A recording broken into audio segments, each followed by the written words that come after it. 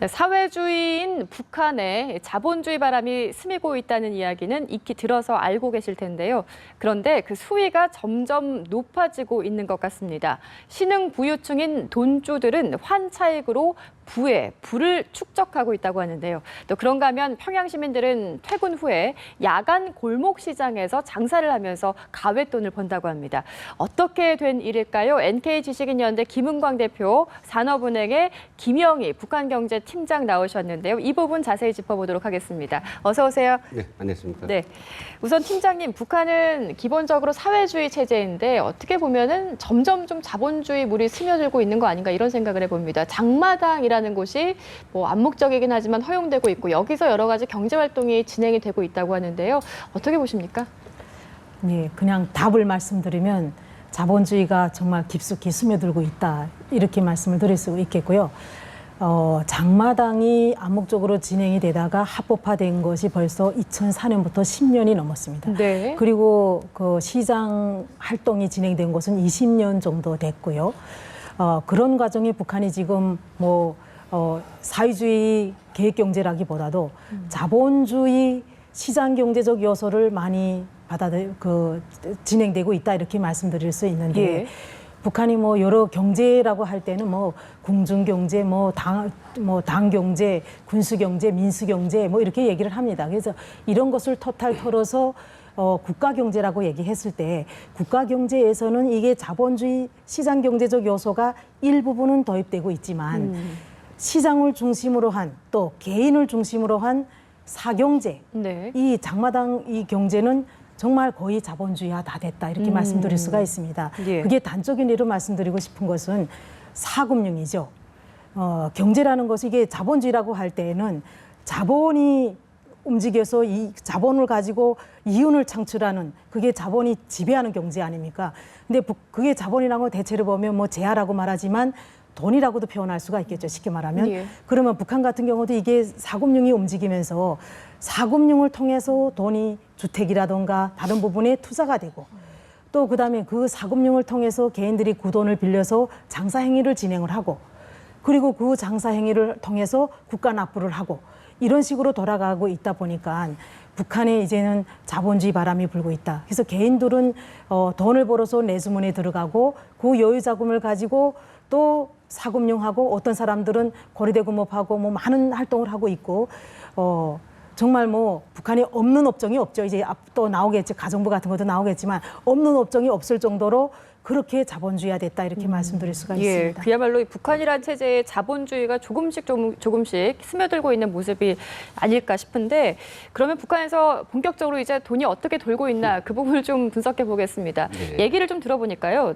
돈주라고 하는 이 신흥 부유층이라고 합니다. 이분들은 집에 가정부까지 두고 있다 이런 얘기가 들리던데 그 일반 북한 노동자들의 임금의 한 90배 정도 되는 돈을 주고 이 가정부들을 부리고 있다. 이게 사실입니까? 예, 종종 그런 이야기가 들려옵니다. 물론 최근에 들려온 이야기 아니고요. 적어도 한 10년 전부터 정말로 돈이 있는 사람들은 그런 가정부를 두고 자기 그 부인이나 또 그 가정에서 애들을 돌보고 부인이 해야 될 어떤 집안안의 어떤 가사라든지 그리고 또 밖의 일까지도 어디 가서 뭘 가져오고 탄을 만들고 장을 보고 이런까지도 다 그 가정부가 하는 걸로 이렇게 돼 있죠.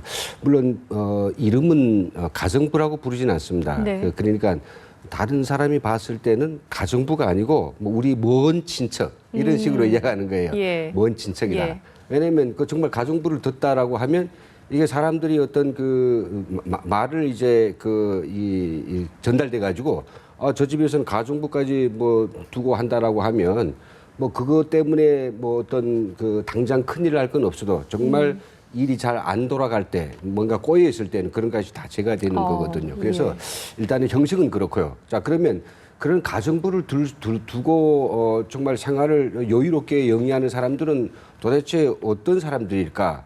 물론 이런 사람들은 그 높은 간부는 절대 아닙니다. 높은 간부라고 하면 이게 그래도 제 쪽집에도 낯짝이 있다고 그런 간부가 그런 사람들을 두면 그 간부를 해먹을 수 없거든요. 그래서 그런 경우에 정말로 뭐 정말 친척이다 뭐 이런 식으로 해가지고 정말 완벽하게 포장을 해놓고 쓰는 것이고 기본적으로는 돈을 많이 버는 사람. 예를 들어 시장에서 많이 버는 사람, 그다음 또 뭐 무역하다 보니까 많이 버는 사람, 또 뭐 저 해외에 연고가 있어서 돈이 오는 사람 이런 사람들이 그런 가정부를 두죠. 근데 가정부인 그리고 왜또 그 사람들이 인간의 착취를 없애겠다고 만든 게 사회주의인데 그러니까요. 왜 인간 착취하느냐? 예. 그래서 돈이 필요하니까 착취당하는 거죠. 그거 자기가 착취당한다고 생각하는 게 아니라 오히려 내가 굶어서 죽을 처지가 된 나를 갖다가 이렇게 거둬주고 뭐 일할 수 있게 해줘가지고 돈까지 줘서 우리 가족이 살 수 있으니 너무 고맙다라고 생각하는 부분이거든요. 90배면 어떻게 됩니까? 북한 사람들이 이제 보통 노동자가 한 2,000부터 3,000원 사이를 월급으로 받는다고 네, 할 때 네. 그것이 90배라고 하면 뭐 한 100배까지도 이야기합니다만 그러니까 뭐 30만 원 정도를 받는다는 소리인데 30만 원은 말이죠. 예. 이게 뭐 그리 굉장히 많은 돈은 절대 아닙니다. 왜냐하면 쌀 1kg가 5,000원이라고 생각할 때 5,000원이라고 생각할 때 뭐 쌀 한 10kg면 5만 원 될 것이고 뭐 한 100kg면 한 50만 되겠죠. 그게 굉장히 큰 돈이 나는데 그러나 가정주부로서 그런 자기 그 노동을 엄청 힘든 일이라도 해도 그런 돈을 받을 수 있다고 살아갈 수 있다, 받고 살아갈 수 있다라고 하는 것은 이 북한 사회에서 그렇게 어떤 그 잘 사는 사람과 없는 사람과의 사이 그 격차가 네. 이걸로서 보여지고 있고 또 돈이 있는 사람 끝이 없이 있다라고 하는 그런 사실을 보여주고 있죠. 그럼 북한에서 이렇게 형식적으로는 가정부인데 이거를 드러내지 않는 이유는 아마 이게 불법이어서이겠죠. 개인이 예. 개인을 고용하는 게 불법이지 않습니까? 그렇죠. 당연하죠. 예, 이거는 예. 당연히 불법이고 개인을 고용을 한다. 고용이 그거 돈을 주기 때문에 고용이라고 말할 수가 있겠지만 1인을 고용을 예. 해서 쓴다고 말할 수 있겠지만 그런 것은 정말 북한 사회에서 있을 수 없는 일인데 이제 김영하 대표님 말씀하신 것처럼 간부들보다 제가 들은 데에 의하면 정말 돈 많은 사람들이 하고 있는 건 사실이에요. 근데 왜 그러면 돈 있는 사람들이 이런 것을 하는가 하는 문제인데 이런 거죠. 내가 나가서 부부가 나가서 장사를 하거나 아니면 남편은 나가 직장 생활을 해야 되기 때문에 남편은 당연히 직장 생활하고 부인이 나가서 장사를 해야 되는데 장사를 해서 벌어들이는 이득하고 그다음에 내가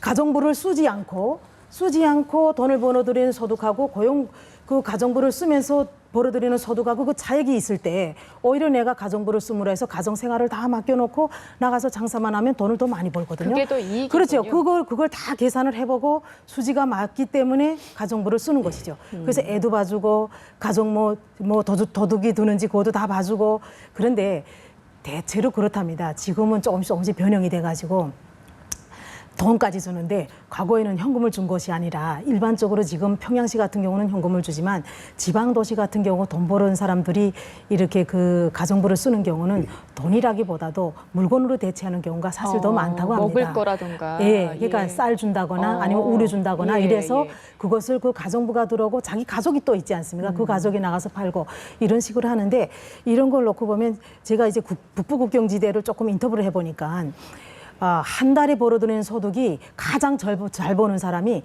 5천 위안을 번대요. 중국 5천 돈으로. 위안이면은 북한 5천 위안이면 북한 돈으로 할 수 없지 많죠. 달러로 계산해도 엄청나니까요. 계산이 지금 잘 안 되는데 예. 북한 돈으로 계산하면 5천 위안에 1위안에 1,200원이에요. 그거를 계산하면 엄청난 돈인데 그다음에 버는 사람이 한 500위안 정도 벌고 예.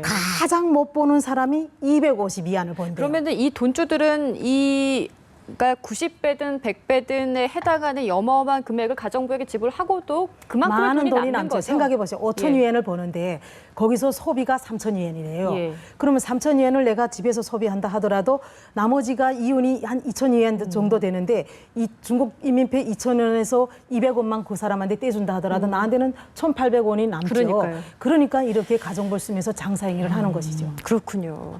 대표님 그리고 또 하나가 이제 환차익을 통해서 북한에서 좀 부의 부를 축적한다 이런 이야기도 들리는데 이렇게 돈 버신 분들이 또 있나 봐요. 이게 그럼요. 대부업이 가능합니까? 북한 예. 사회에서? 북한에서는 대법이라기보다는 그걸 갖다가 이제 돈 대꼬라고 이야기하는데 돈 대꼬. 됐고. 돈 대꼬 어떤 의미죠? 돈을 바꿔주는 거예요. 아. 그래서 이제 달러가 필요한 사람 있지 예. 않습니까? 또 반대로 달러 있는 사람은 또 어떤 그 안에서 북한 돈이 필요할 때가 있어요. 많지는 않지만은. 예. 예, 그런 경우에 그 가운데서 이 서로 다른 건정을 바꿔주는 달러, 엔, 중국 위안 이걸 바꿔주면서 그 환 차익을 챙기는 그런 예. 돈 대꼬가 있고 또 한편으로는 또 뭐냐면 개인이 이렇게 그 시장을 은행을 대신합니다. 예를 들어서 저는 지금 큰 천을 굉장히 좀 많이 살러 제가 평양 사람인데 저 해산을 가야 돼요. 그러면 그 돈을 그 천을 쌀 돈을 다 제가 가방이든지 뭐든지 다 몸에 지니고 가야 되지 않습니까? 예. 가다 보면 도둑당하고 그게 그 생명이 위협하거든요. 그래서 이런 경우에는 맡기는 집, 돈을 맡기는 집이라 해가지고 그 해산에 그런 맡기는 집이 몇 집이 있어요. 그 맡기는 집에는 돈을 좀 쌓아놓고 있거든요. 물론 다 간부들을 끼고 합니다. 그래서 그 집에다가 전화를 걸어요. 난 당신네 집에다가 돈을 먼저 맡기겠다. 그럼 맡겨라. 그럼 돈을 맡기는 대신에 5% 정도 되는 돈을 갖다가 그 환율이 좀 달라집니다만 그 수수료를 무는 떼주고, 거예요. 예. 그리고 자기는 빈손으로 가는 거예요. 거기 가서 돈 싸가지고 천 싸가지고 올 수 있는. 그러니까 이런 개인이 은행이네요. 예, 그 예. 결국 한 차이인데 예. 우리가 지금 북한에 대해서 이 전문가 지금 뭐 경제적 어떤 그 변화 과정을 많이 이야기하는데 네. 요즘 대단한 특징은 뭐냐면 이제는 우리가 북한에서의 어떤 시장이다. 시장이 발달했다 할 때 그 시장을 어떤 재래식 시장, 생필품을 갖다가 서로 교환하고 사는 그런 시장으로 보면 이제는 안 된다. 그 단계는 넘어섰고 시장의 다양한 형태들, 장소로서의 시장이 아니라 정말 돈이 돌아가고 돈을 벌 수 있는 모든 공간들. 예를 들어서 이제 말한 그 한 차익을 생기는 그 그 암시장의 금융시장이라든지 그다음에 또 뭔가 하면 이제 그 주택 시장이 있습니다. 주택을 불법 거래하는 주택 시장도 지금 개인들이 거기에 손을 대기 시작한 것이고요. 부동산 거래 말씀하시는 부동산 거죠? 거래 말이죠. 예. 예, 그리고 또 이제 그 어떤 또 시장이 있느냐 하면 그 이렇게 건설 시장까지도 부동산 말고 건설 시장까지도 돈을 대서 주택을 지어서 팔아먹는 그런 건설 시장까지도 개인들이 개입을 하고 있단 예. 말이죠. 또 마약을 제조해서 하는 그런 제약 시장까지도 개인들이 점령하는 거죠. 그래서 우리가 이제는 북한의 어떤 장마당의 어떤 변화를 놓고 볼 때 그냥 쌀, 소채, 뭐 고기 뭐 이런 걸 팔고 사는 아주 협소한 공간에서의 장마당이 아니라 예. 다양한 형태의 돈을 벌 수 있는 공간을 그러네요. 다 우리가 생각해야 되겠다. 그만큼 북한의 시장 하의 속도는 상당히 빨라졌고 자본주의는 완전히 북한 어떤 경제라 사람 생활에서 기본적인 부분을 이루고 있다는 거죠. 예. 이야기를 참 쭉 들어보니까 기본적으로 저희가 지금까지 알고 있던 북한의 모습과는 참 다르다 이런 부분을 알 수가 있는데요. 이런 돈주들, 소위 말하는 이런 세력들을 김정은은 어떻게 바라보고 있는지 궁금하거든요. 이 사람들을 좀 경계하고 있습니까? 아니면 이걸 좀 이용해서 국가 경제에 조금 이용을 하고 있는 부분이 있습니까? 어떻게 보시나요? 저는 김정은 정권 들어서 일단 시장 단속을 한 번도 한 적이 없어요. 그렇습니까? 예, 그런 거 놓고 볼 때 국가에서 공급을 못 해주니까 시장을 일단 사법적인 시장이니까 시장을 열어놓고 시장을 활동을 통해서 먹고 살아가도록 제도를 만들어준 거죠. 그렇게 했는데 결국은 이게 국가 경제에 도움이 됩니다. 그렇기 때문에 저는 국가 경제에 도움이 되기 때문에 암묵적으로 그 불법적인 것은 통제를 해야 되지만 사금융 같은 경우는 사실은 단속 대상이에요. 근데 그걸 통제하지 않고 암묵적으로 허용한다는 것은 국가 경제에 도움이 되기 때문에 그렇게 한다고 볼 수가 있는데 어떤 방법으로 그러면 국가 경제에 도움이 되냐 이게 사금융이라는 것이. 예. 일단은 이제 말씀하신 것처럼 주택을 건설하려면 돈이 있어야 되는데 돈 있는 사람이 거기다 돈을 투자해가지고 주택을 건설하겠죠. 그다음에 분양을 해서 집을 공급을 하고 이런 식으로 하면 국가의 그 주택 건설하는 데서는 아무래도 이윤을 얻게 되고 이윤에 대한 그 국가 납부를 하게 되죠. 우리말하면 여기 세금을 내야 되고 그다음에 또 개인들 같은 경우도 개인이 돈을 빌려가지고 돈주의 돈을 빌려서 생산을 하고 그 간의 수공업을 통해서 생산을 하고 또 기업도 개인이 돈을 빌려서 생산을 하고 그렇게 생산을 하면 마지막에는 뭡니까? 또 그다음에 유통을 하고 유통이 끝나면 시장에 나와서 이 장마당에 나와 앉은 사람은 모든 사람들이 국가 납부금을 내야 돼요. 우리 말하면 세금을 내야 돼요. 예. 그러니까 그게 무슨 근로소득세가 아니라 시장에 나와서 내가 물건을 판 대가로 자리세라고 하는데 그거는 공식적인 용어는 국가 납부금이에요. 그래서 국가 납부금을 내야 되고 이렇게 놓고 보면 사금융이라는 자금이 돌면서 그걸 통해서 생산되고 유통되고 그다음에 소비되면서 거기서 국가 납부까지 하고 그러면 국가 납부된 돈은 북한이 그걸 가지고 또 그 산업화 자금으로 쓸 수가 있겠죠. 국가 예산으로 예. 확보를 해가지고 그러다 보니까 결국은 이 시장을 통한 사경제가 국가 경제 도움이 되는 거네요. 그렇죠. 당연히 도움이 되죠. 그러니까 예. 지금 현재 묵인하고 있고 북한이 지금 현재 하고는 기업이 자율성도 마찬가지죠. 국가에서 돈을 못 주니까 사금융을 통해서 대부업이죠. 말하자면 대부업. 여기 말하면 사채를 통해서 기업을 돌리고 이런 것도 공공연한 그냥 사실이라고 말할 수가 있습니다. 김정은이 어쨌든 뭐 이 부분을 좀 경계한다기보다는 이용한다 이렇게 저희가 그렇죠. 바라볼 수 있겠는데 혹시 나래 카드라는 거 좀 들어보셨나요? 네. 평양에서 이게 통용되는 카드인데 충전식이라고 합니다. 근데 네네. 북한 돈은 아니고 뭐 달러나 엔화, 위안화 이걸로 충전해서 뭐 음식점이나 이런 데서 쓴다고 하는데 이거는 왜 발행을 한 거죠? 이제 북한은 개인이 외화를 유통시킬 수가 없습니다. 그리고 외국인들만 들고 들어오면 외화를 들고 들어오겠죠. 그럼 왜 북한이 나래 카드를 만들었을까? 그냥 현금을 쓰면 되는데 외화 상점에 가서 내가 현금을 내고 현금을 쓰면 되죠. 해당화관에 가서 그렇고 강복지구 상점에 가서 그렇고 외화를 쓰는 커피숍이라든가 뭐 술집이라든가 이런 데 가서 외화를 현금으로 쓰면 되겠는데 굳이 나래 카드를 만들어낸 게 왜일까? 그게 무슨 결제 수단을 뭐 편리하게 만드느라고 그렇게 한 건 아닐까? 이렇게 생각도 들겠지만 저는 절대 그거는 아니라고 봅니다. 왜 그러냐면 이게 무역은행에서 발행한 카드인데 내가 현금을 쓰게 되면 해당화관에 가서 현금을 내고 외국인이 쓴다든가 내국인이 현금을 쓰면 해당화관에 현금이 들어옵니다. 그 돈이. 네. 그러면 해당화관에 현금이 들어온 돈을 이게 합병이죠 다. 들어온 돈을 무역은행에 입금을 시키지 않으면 얼마 들어왔는지 누구도 모르죠. 그거를 장부 조작을 하면 현금이라는 것은 장부 조작할 수밖에 없기 때문에 쉽게 말해서 내역이 파악이 안 된다는 말씀이죠? 안 되죠. 그러니까 예. 무역은행에서 외화 결제 카드를 만들어 놓고 내가 그 나래 카드에다가 100달러면 100달러, 1000달러면 1000달러씩 다 여면 예. 무역은행의 모든 외화가 다 집중이 되겠죠. 그러면 해당화관에 가서 물건을 사면 그 카드를 사고 나면 100달러를 입금한 중에서 충전한 중에서 30을 썼어요. 그러면 70이라는 돈이 남아 있는 것을 무역은행에서 유용할 수가 있죠.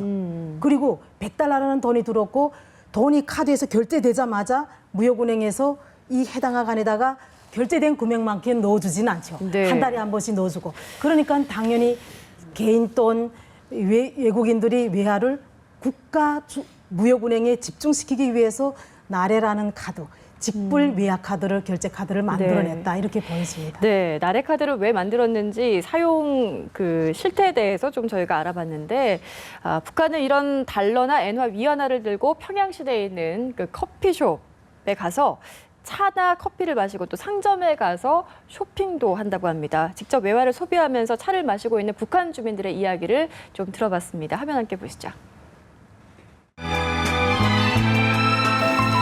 저는 하루 일고 나면 이곳에 와서 자주 차를 마시고 납니다. 정말 그 차의 감미로운 맛과 독특한 향기를 느끼면서 차를 마시느라 하면은 마음이 안정되고 또 하루 피곤이 쭉 풀리면서 사식도 깊어지곤 합니다. 네, 대표님 어떻게 보셨어요? 이렇게 인터뷰 내용 보니까 좀 글쎄 굉장히 좀 여유가 느껴지는 모습인데 평양에 사는 사람들이라고 다 잘 사는 건 아니잖아요.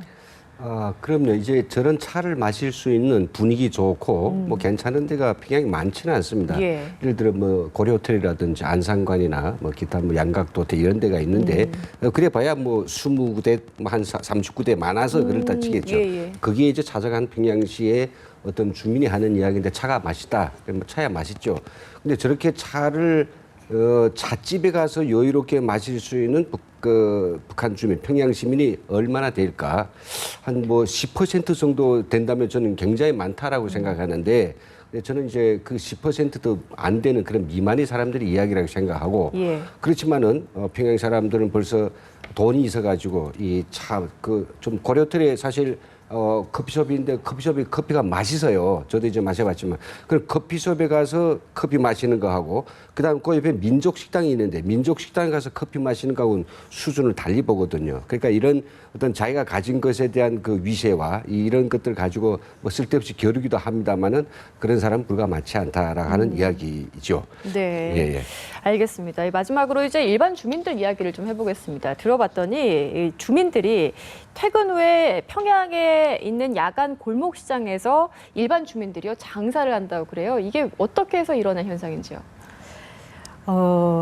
제 생각엔 그렇습니다. 이제 왜 야간에 나와서 장사를 할까? 대체로 이제 뭐 그 평양뿐만 아니라 지방에 있는 사람들도 이제 장마당을 여는 시간이 10시부터 아침 10시부터 저녁 7시까지입니다. 그러니까 그 동안에만 시장에 나와서 장사를 할 수 있고 장사를 하는 사람도 장마당에 하루 종일 나와 있는 사람도 야간에 또 장사를 합니다. 근데 지금 이게 직장 다니는 사람이 이게 야시장에 나가서 장사를 한다는 얘기인데 네. 그런 사람들 같은 경우는 가장 어렵게 사는 사람들이라고 저는 봅니다. 어렵게 살지 않으면 밤에 나가서 가장 단가가 낮은 야채라든가 그다음에 과일이라든가 이런 걸 팔지는 않죠. 돈이 많은 사람은 일단 단가가 높은 전자제품이라든가 뭐 우류라든가 이런 장사를 하지 밑돈이 가장 작은 사람들이 하는 장사가 바로 야채 장사, 음식 장사 이런 겁니다. 그런 거 놓고 볼 때 생활이 어려우니 낮에는 직장 나가고 밤에 나가서 장사를 하고 그래서 생활비를 벌기 위해서 그렇게 하는 것은 네, 평양에 산다고 다 중산층이 아니군요. 아니요, 그거는 아닙니다. 예, 그렇습니다. 마지막으로 대표님, 그 네. 고난의 행군 시기 있지 않습니까? 그때 태어난 그러니까 젊은 사람들을 두고 개인과 조직 사이에 낀 사이 세대다 이렇게 이야기를 한다고 하는데 이게 어떤 의미죠? 예, 신조어네요. 4.2세대. 저는 장마당 세대라는 이야기는 저희도 하고 또 학자들도 이야기하는데 네. 4.2세대는 좀 처음입니다. 아마 당과 그리고 개인의 영역, 개인이 모든 걸 다 처리하는 그렇게 살아가는 어떤 영역과 국가나 당의 조직에 의거해 사는 사이 그 사이에 있는 세대라고 하는데 물론 그런 건 학자의 보기 따라서 그런 말도 가능하겠지만 그래도 장마당 세대라고 하는 것이 좀 더 범용적이 아닐까 생각합니다. 그 세대는 80년도, 90년도 출생한 사람들인데요. 예. 사회주의 제도가 이제 그때 8, 90년대는 뭐 어떤 게 다 이 경제가 다 피폐됐을 때니까 사회제도 좀 무상치료, 무료교육, 뭐 세금 없는 이런 모든 혜택을 못 받았죠.